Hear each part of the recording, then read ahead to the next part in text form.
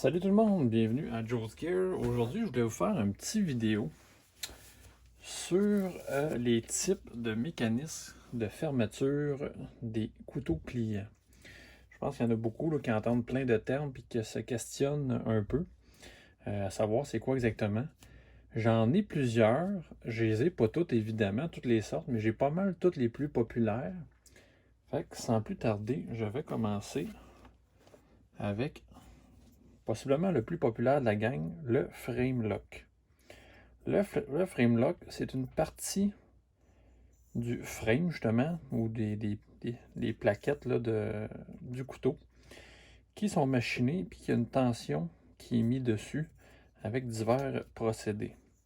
Quand on ouvre le couteau, vous allez voir que ça va se tasser vers l'intérieur, puis ça va venir verrouiller la lame. Comme ça. Ce qui va faire en sorte que la lame va être bien verrouillée. Pour pas que ça accroche quand c'est du titane, il va avoir soit qu'on appelle une carburisation là, du titane pour le rendre plus résistant, plus solide. Et ou sinon, il va y avoir une insertion en métal. Comme ça. Vous voyez ici une partie métallique qui est différente en acier. Sinon, le titane va avoir tendance à coller quand on va le déverrouiller. Donc, ici, c'est deux exemples de couteau frame lock. On va poursuivre avec un autre très populaire qui est le liner lock. Le liner lock va être très semblable, mais cependant, ça va être justement un liner qui est par-dessus ou à l'intérieur des plaquettes. C'est une partie métallique qui va converger comme ça à l'intérieur. Essentiellement, il va faire la même action que le frame lock. Il va venir verrouiller comme ça, mais c'est vraiment une partie par-dessus. La plaquette, elle ne fait pas partie intégrante là, de l'extérieur. Donc, ceci pour le liner lock. Ensuite, on va y aller avec un backlock. Un backlock, ça le dit, c'est sur l'arrière du couteau.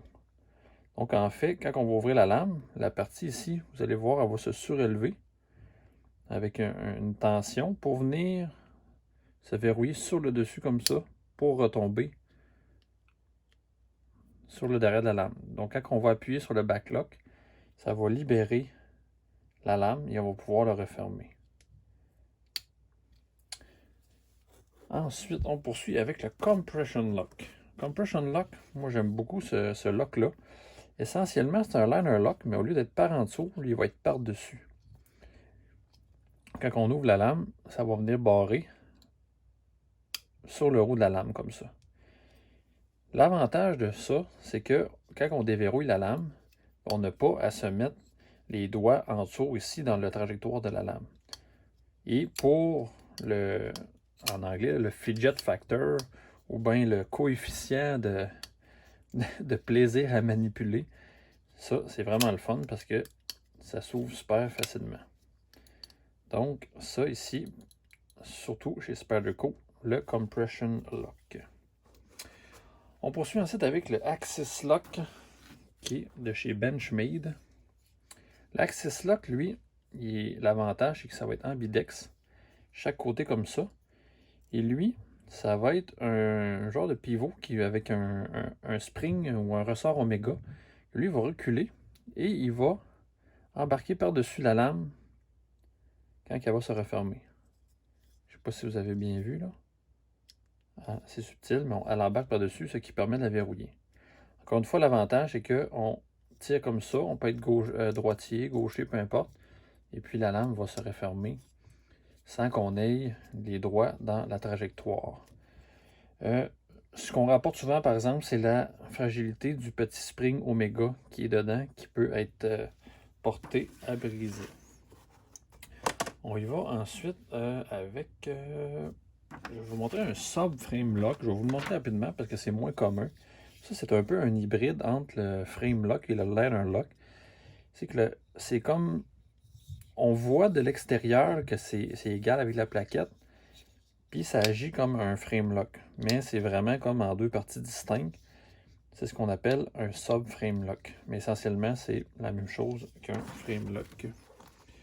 On y va ensuite le fameux Triad Lock de chez Cold Steel, reconnu comme étant possiblement le lock le plus solide au monde. C'est un genre de backlock sur les stéroïdes, on pourrait dire. Et puis, ça vient barrer, juste à entendre le son, vous comprendrez que c'est extrêmement solide. Donc, le Triad Lock de chez Cold Steel, il y a eu des vidéos testées jusqu'à 600 livres de poids sur le lock.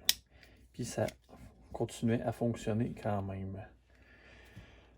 Le slip joint. Le slip joint, c'est juste une petite barre ici de torsion. Quand on le force, la petite barre encore là monte et elle va venir cliquer ici en arrière. Cependant, ça fait une forte résistance, mais c'est pas complètement verrouillé. C'est un cran d'arrêt en français. C'est assez solide pour pas refermer, mais c'est pas complètement verrouillé à 100%. C'est pas mal ça pour les plus populaires. Il y en a d'autres, Ball Bearing Lock, Arc Lock, Scorpion Lock, Friction Lock. Il y en a plein, mais essentiellement, on a fait le tour de qu'est-ce qui est le plus populaire. Fait que si jamais vous avez des questions, ben, gênez-vous pas. Bonne journée.